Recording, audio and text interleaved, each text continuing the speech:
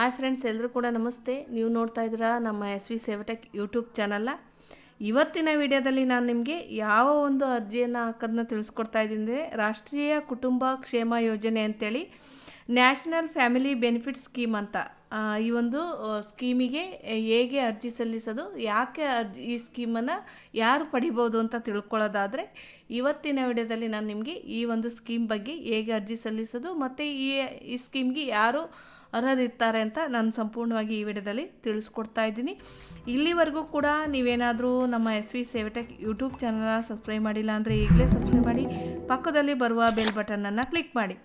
ಈ ಒಂದು ರಾಷ್ಟ್ರೀಯ ಕುಟುಂಬ ಕ್ಷೇಮ ಯೋಜನೆ, ಈ ಒಂದು ರಾಷ್ಟ್ರೀಯ ಕುಟುಂಬ ಕ್ಷೇಮ ಯೋಜನೆ ಅಂದರೆ ನ್ಯಾಷನಲ್ ಫ್ಯಾಮಿಲಿ ಬೆನಿಫಿಟ್ ಸ್ಕೀಮ್ ಅಂತೇಳಿ ಈ ಒಂದು ಯೋಜನೆ ಯಾರು ಅರ್ಹರಿರ್ತಾರೆ, ಯಾರು ಅಪ್ಲೈ ಮಾಡ್ಬೋದು ಅಂದರೆ, ಈ ಒಂದು ಮನೆಯ ಒಂದು ಕುಟುಂಬದಲ್ಲಿ ಯಾರಾದರೂ ದುಡಿಯುವಂಥ ಮುಖ್ಯಸ್ಥರು ತೀರ್ಕೊಂಡ್ರೆ, ಆ ಒಂದು ಮುಖ್ಯಸ್ಥ ಫ್ಯಾಮಿಲಿಯ ಹೆಡ್ ಆಗಿ ತೀರ್ಕೊಂಡು ಅವ್ರಿಗೆ ಏಜ್ 18ರಿಂದ 59 ವರ್ಷದೊಳಗಡೆ ಅವರು ತೀರ್ಕೊಂಡ್ರೆ, ದುಡಿಯುವಂಥ ಸಮಯದಲ್ಲಿ ತೀರ್ಕೊಂಡಾಗ ಅವರಿಗೆ ಈ ಒಂದು ಯೋಜನೆ ಅಡಿಯಲ್ಲಿ ಅವರಿಗೆ 20,000 ಧನ ಸಹಾಯವನ್ನು ಕೊಡ್ತಾರೆ.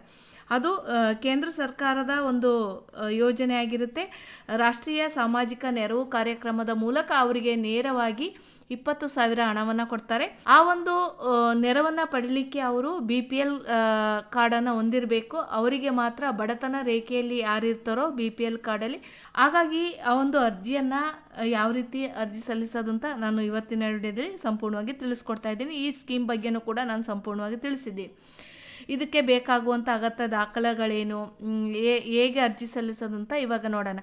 ಇದಕ್ಕೆ ಬೇಕಾಗುವ ದಾಖಲೆಗಳನ್ನು ನಾವು ನೋಡೋದಾದರೆ, ಅವರ ಆಧಾರ್ ಕಾರ್ಡು ಮತ್ತು ರೇಷನ್ ಕಾರ್ಡು, ಯಾರು ಅರ್ಜಿ ಸಲ್ಲಿಸ್ತಾರೋ ಹೆಂಡತಿಯ ಆಧಾರ್ ಕಾರ್ಡು ಮತ್ತು ರೇಷನ್ ಕಾರ್ಡು, ಮತ್ತು ಡೆತ್ ಆಗಿರುವಂಥ ಡೆತ್ ಸರ್ಟಿಫಿಕೇಟ್ ಬೇಕಾಗುತ್ತೆ, ಒಂದು ಫೋಟೋ ಮತ್ತು ಏನು ಪಾಸ್ಬುಕ್ ಬೇಕಾಗುತ್ತೆ, ಮತ್ತು ಅವರ ಒಂದು ಆಧಾರ್ ಕಾರ್ಡ್ ಲಿಂಕ್ ಇರುವ ಮೊಬೈಲ್ ಬೇಕಾಗುತ್ತೆ. ಈಗ ಹೇಗೆ ಅರ್ಜಿ ಸಲ್ಲಿಸೋದು ಅಂತ ನಾವು ನೋಡೋಣ.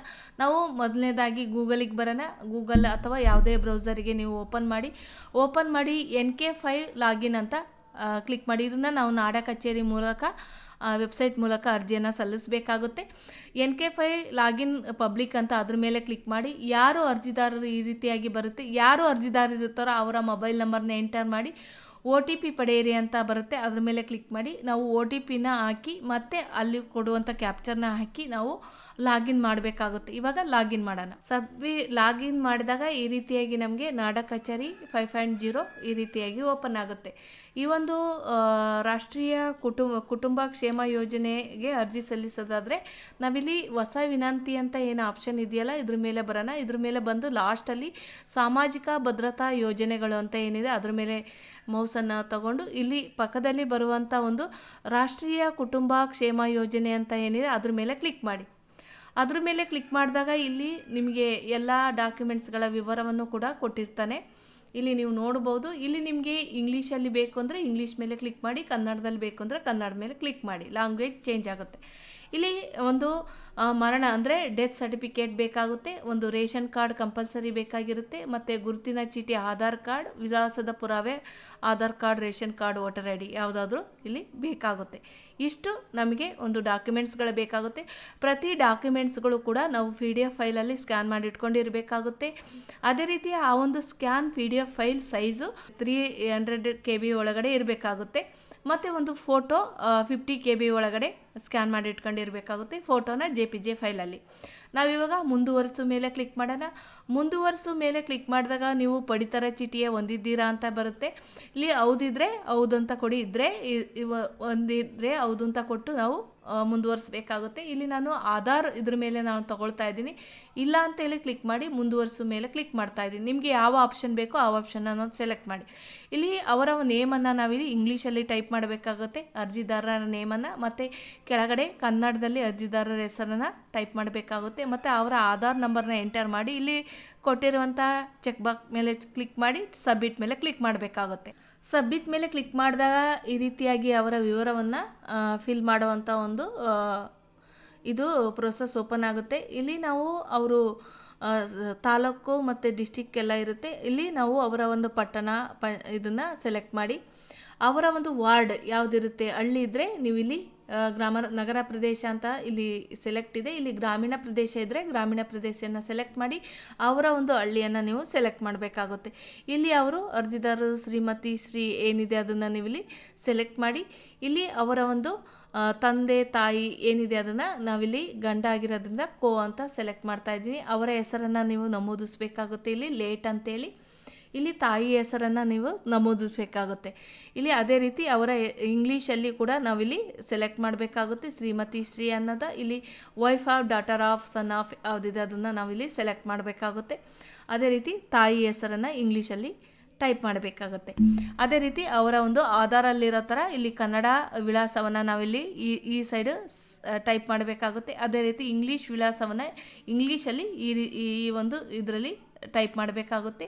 ಮತ್ತು ಅವರ ಒಂದು ಮೊಬೈಲ್ ನಂಬರ್ನ ಎಂಟರ್ ಮಾಡಿ ಮತ್ತೆ OTPನ ಸೆಂಡ್ ಮಾಡಿ ಮತ್ತೆ OTPನ ವೆರಿಫೈ ಮಾಡಬೇಕಾಗುತ್ತೆ. ಅದೇ ರೀತಿ ಅವರ ಒಂದು ಜಿಮೇಲ್ ID ನ ಹಾಕಿ ಅವರಿಗೂ ಕೂಡ ಜಿಮೇಲ್ IDಗೆ ಕಳಿಸಿ OTPನ ಹಾಕಿ ಮತ್ತೆ ಇಲ್ಲಿ ವೆರಿಫೈ ಮಾಡಿ ಅದಾದಮೇಲೆ ಇಲ್ಲಿ ಮುಂದುವರಿಸೋ ಮೇಲೆ ಕ್ಲಿಕ್ ಮಾಡಬೇಕಾಗುತ್ತೆ. ಎಲ್ಲ ಫಿಲ್ ಮಾಡಿ ಮುಂದುವರಿಸೋ ಮೇಲೆ ಕ್ಲಿಕ್ ಮಾಡಿದಾಗ ಈ ರೀತಿಯಾಗಿ ನಮಗೆ ಅವರ ಒಂದು ಡೆತ್ ಬಗ್ಗೆ ಮತ್ತು ಏಜ್ ಬಗ್ಗೆ ನಾವಿಲ್ಲಿ ಫಿಲ್ ಮಾಡಬೇಕಾಗುತ್ತೆ. ಇಲ್ಲಿ ಒಂದು ಅರ್ಜಿದಾರರ ವಯಸ್ಸನ್ನು ಇಲ್ಲಿ ನಾವು ಫಿಲ್ ಮಾಡಬೇಕಾಗುತ್ತೆ. ಅದೇ ರೀತಿ ಅವರ ಒಂದು ಏನು ಲಿಂಗ ಜೆಂಡರ್ನ ನಾವಿಲ್ಲಿ ಫಿಲ್ ಮಾಡಬೇಕಾಗುತ್ತೆ.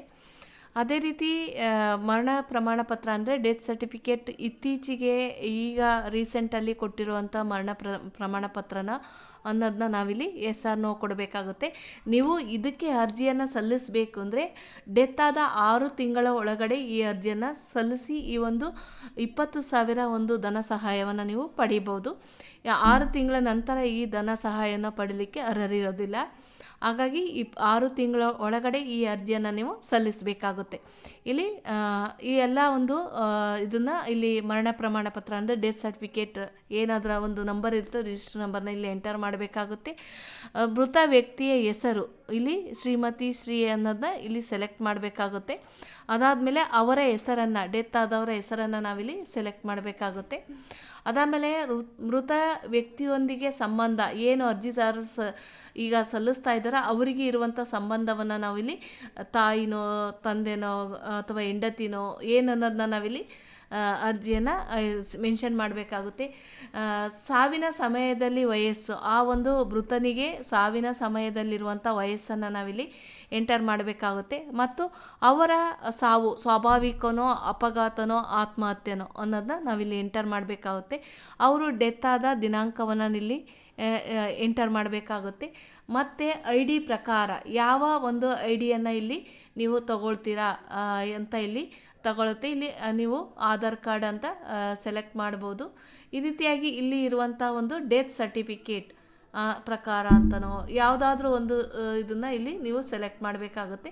ಮತ್ತು IDಯ ಸಂಖ್ಯೆಯನ್ನು ನಾವಿಲ್ಲಿ ನಮೂದಿಸಬೇಕಾಗುತ್ತೆ. ಅದಾದಮೇಲೆ ನಾವು ಮುಂದುವರಿಸೋ ಮೇಲೆ ಕ್ಲಿಕ್ ಮಾಡಬೇಕಾಗುತ್ತೆ. ಮುಂದುವರಿಸೋ ಮೇಲೆ ಕ್ಲಿಕ್ ಮಾಡಿದಾಗ ಈ ರೀತಿಯಾಗಿ ನಾವು ಅರ್ಜಿದಾರರ ಒಂದು ಫೋಟೋನ ಅಪ್ಲೋಡ್ ಮಾಡಬೇಕಾಗುತ್ತೆ ಇಲ್ಲಿ. ಅದೇ ರೀತಿ ಇಲ್ಲಿ ಮರಣ ದಾಖಲೆ ಅಂದರೆ ಒಂದು ಡೆತ್ ಸರ್ಟಿಫಿಕೇಟ್ನ ಒಂದು PDF ಫೈಲಲ್ಲಿ ಚೂಸ್ ಫೈಲ್ ಮೇಲೆ ಕ್ಲಿಕ್ ಮಾಡಿ ಅಪ್ಲೋಡ್ ಡಾಕ್ಯುಮೆಂಟ್ಸ್ ಮೇಲೆ ಕ್ಲಿಕ್ ಮಾಡಬೇಕಾಗುತ್ತೆ. ಮತ್ತು ಒಂದು ಪಡಿತರ ಚೀಟಿಯನ್ನು ಅಪ್ಲೋಡ್ ಮಾಡಬೇಕಾಗುತ್ತೆ. ಒಂದು ಗುರುತಿನ ಚೀಟಿ ಆಧಾರ್ ಕಾರ್ಡ್ನ ಅಪ್ಲೋಡ್ ಮಾಡಬೇಕಾಗುತ್ತೆ. ಅದೇ ರೀತಿ ನಾವು ಒಂದು ವಿಳಾಸಕ್ಕೋಸ್ಕರ ಆಧಾರ್ ಅಥವಾ ರೇಷನ್ ವೋಟರ್ ID ಯಾವುದಿರುತ್ತೆ ಅದನ್ನು ನೀವು ಇಲ್ಲಿ ಅಪ್ಲೋಡ್ ಮಾಡಬೇಕಾಗುತ್ತೆ. ಇಲ್ಲಿ ಸ್ಟಾರ್ ಮಾರ್ಕ್ ಇರುವಂಥದ್ದನ್ನ ಕಂಪಲ್ಸರಿ ನಾವು ಅಪ್ಲೋಡ್ ಮಾಡಿ ಅದ್ರ ಜೊತೆಗೆ ಇಲ್ಲಿ ಏನು ಪಡಿತರ ಚೀಟಿಯನ್ನು ಕೂಡ ನಾವು ಕಂಪಲ್ಸರಿ ಅಪ್ಲೋಡ್ ಮಾಡಬೇಕಾಗುತ್ತೆ. ಈಗ ಎಲ್ಲ ಒಂದು ಡಾಕ್ಯುಮೆಂಟ್ಸ್ಗಳನ್ನು ಇವಾಗ ಅಪ್ಲೋಡ್ ಮಾಡೋಣ. ಇಲ್ಲಿ ಚೂಸ್ ಫೈಲ್ ಮೇಲೆ ಕ್ಲಿಕ್ ಮಾಡಿ ಒಂದು ಫೈಲನ್ನು ನಾವು ತೊಗೊಂಡ್ರೆ ಇಲ್ಲಿ ಅಪ್ಲೋಡೆಡ್ ಡಾಕ್ಯುಮೆಂಟ್ ಅಂತ ಕ್ಲಿಕ್ ಮಾಡಿ. ಆವಾಗ ಇಲ್ಲಿ ಫೈಲ್ ಅಪ್ಲೋಡೆಡ್ ಅಂದರೆ 300 KB ಒಳಗಡೆ ಇದ್ದರೆ ಮಾತ್ರ ಅದು ಫೈಲ್ ಅಪ್ಲೋಡೆಡ್ ಅಂತ ಬರುತ್ತೆ. ಈಗ ಇದೇ ರೀತಿ ಪ್ರತಿಯೊಂದಕ್ಕೂ ಕೂಡ ನಾವು ಫೈಲನ್ನು ಅಪ್ಲೋಡ್ ಮಾಡಬೇಕಾಗುತ್ತೆ.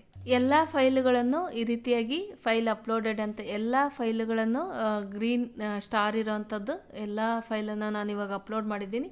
ಇವಾಗ ಸಲ್ಲಿಸು ಮೇಲೆ ಕ್ಲಿಕ್ ಮಾಡಿ. ಈ ರೀತಿಯಾಗಿ ಸಲ್ಲಿಸು ಮೇಲೆ ಕ್ಲಿಕ್ ಮಾಡಿದಾಗ ಒಂದು RD ಸಂಖ್ಯೆ ಬರುತ್ತೆ, ಅದನ್ನು ನೀವು ಸೇವ್ ಮಾಡಿಟ್ಕೊಳ್ಳಿ.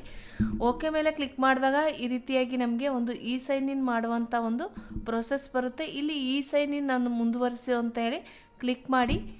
ಕ್ಲಿಕ್ ಮಾಡಿದಾಗ sure Aadhaar link mobile number ಇದೆಯಾ ಅಂತ ಕೇಳುತ್ತೆ. ಎಸ್ ಮೇಲೆ ಕ್ಲಿಕ್ ಮಾಡಿ. ಎಸ್ ಮೇಲೆ ಕ್ಲಿಕ್ ಮಾಡಿದಾಗ will redirect to sign in ಸೈಟ್ಗೆ ಓಕೆ ಕೊಡಿ. ಓಕೆ ಕೊಟ್ಟ ಮೇಲೆ ಓಕೆ ಕೊಟ್ಟ ಮೇಲೆ ಈ ರೀತಿಯಾಗಿ ಬರುತ್ತೆ. ಅವರ ಒಂದು ಅರ್ಜಿದಾರರ ಆಧಾರ್ ನಂಬರ್ನ ಎಂಟರ್ ಮಾಡಿ ಗೆಟ್ OTP ಮೇಲೆ ಕ್ಲಿಕ್ ಮಾಡಿ, ಆವಾಗ ಒಂದು OTP ಇಲ್ಲಿ ಎಂಟರ್ ಮಾಡಿ ಸಬ್ಮಿಟ್ ಮೇಲೆ ಕ್ಲಿಕ್ ಮಾಡಿ. OTP ಎಂಟರ್ ಮಾಡಿ ಸಬ್ಮಿಟ್ ಮೇಲೆ ಕ್ಲಿಕ್ ಮಾಡೋಣ. ಸಬ್ಮಿಟ್ ಮೇಲೆ ಕ್ಲಿಕ್ ಮಾಡಿದಾಗ ಈ ರೀತಿಯಾಗಿ ಒಂದು ಅಪ್ಲಿಕೇಶನ್ ಡೌನ್ಲೋಡ್ ಮಾಡುವಂಥ ಒಂದು ಆಪ್ಷನ್ ಬರುತ್ತೆ, ಮತ್ತು ರೆಸಿಪ್ಟನ್ನು ಪ್ರಿಂಟ್ ಹಾಕೋ ಒಂದು ಆಪ್ಷನ್ ಎರಡೂ ಕೂಡ ಕಡ್ಡಾಯವಾಗಿ ನೀವು ಕ್ಲಿಕ್ ಮಾಡಬೇಕಾಗುತ್ತೆ. ಡೌನ್ಲೋಡ್ ಅಪ್ಲಿಕೇಶನ್ ಮೇಲೆ ಕ್ಲಿಕ್ ಮಾಡೋಣ. ಒಂದು ಈ ರೀತಿಯಾಗಿ ಅಪ್ಲಿಕೇಶನ್ ಬರುತ್ತೆ, ಡೌನ್ಲೋಡ್ ಆಗುತ್ತೆ. ಅದೇ ರೀತಿ ನಾವು ಪ್ರಿಂಟ್ ರೆಸಿಪ್ಟ್ ಅಂತ ಏನಿದೆ, ರಸೀದಿ ಅಂತಿದೆ, ಅದ್ರ ಮೇಲೆ ಕ್ಲಿಕ್ ಮಾಡಿ ಒಂದು ರೆಸಿಪ್ಟ್ನು ಕೂಡ ಪ್ರಿಂಟ್ ಹಾಕಬೇಕಾಗುತ್ತೆ. ಈ ರೀತಿಯಾಗಿ ರಾಷ್ಟ್ರೀಯ ಕುಟುಂಬ ಕ್ಷೇಮ ಯೋಜನೆಗೆ ಅರ್ಜಿ ಸಲ್ಲಿಸುವಂಥ ಒಂದು ಸುಲಭ ವಿಧಾನವಾಗಿರುತ್ತೆ. ಈ ವಿಡಿಯೋ ನಿಮಗೆ ಇಷ್ಟವಾಗಿದೆ, ಪ್ರತಿಯೊಬ್ಬರಿಗೂ ಕೂಡ ಶೇರ್ ಮಾಡಿ, ಲೈಕ್ ಮಾಡಿ, ಸಬ್ಸ್ಕ್ರೈಬ್ ಮಾಡಿ. ಯಾರೆಲ್ಲ ಈ ಒಂದು ಬೆನಿಫಿಟನ್ನು ಪಡಿಬೇಕು ಅಂದ್ಕೊಂಡಿರೋ ಅವರು ಡೆತ್ ಆದ 6 ತಿಂಗಳೊಳಗೆ ಅರ್ಜಿಯನ್ನು ಸಲ್ಲಿಸೋದು ಮುಖ್ಯವಾಗಿರುತ್ತೆ. ಆ 6 ತಿಂಗಳ ನಂತರ ಅರ್ಜಿ ಸಲ್ಲಿಸಲಿಕ್ಕೆ ಅವಕಾಶ ಇರಲ್ಲ. ಯಾರೆಲ್ಲ ಈ ಬೆನಿಫಿಟ್ ಪಡಿಬೇಕು ಅಂದ್ಕೊಂಡಿರೋ ಈಗಲೇ ಅರ್ಜಿ ಸಲ್ಲಿಸಿ. ಈ ವಿಡಿಯೋ ನಿಮಗೆ ಇಷ್ಟವಾಗಿದ್ದರೆ ಲೈಕ್ ಮಾಡಿ, ಶೇರ್ ಮಾಡಿ, ಸಬ್ಸ್ಕ್ರೈಬ್ ಮಾಡಿ. ಈ ವಿಡಿಯೋವನ್ನು ನೀವು ಕೊನೆವರೆಗೂ ನೋಡಿದ್ದಕ್ಕೆ ನಿಮ್ಮೆಲ್ಲರಿಗೂ ಕೂಡ ಧನ್ಯವಾದಗಳು. Thank you for watching. ಧನ್ಯವಾದಗಳು.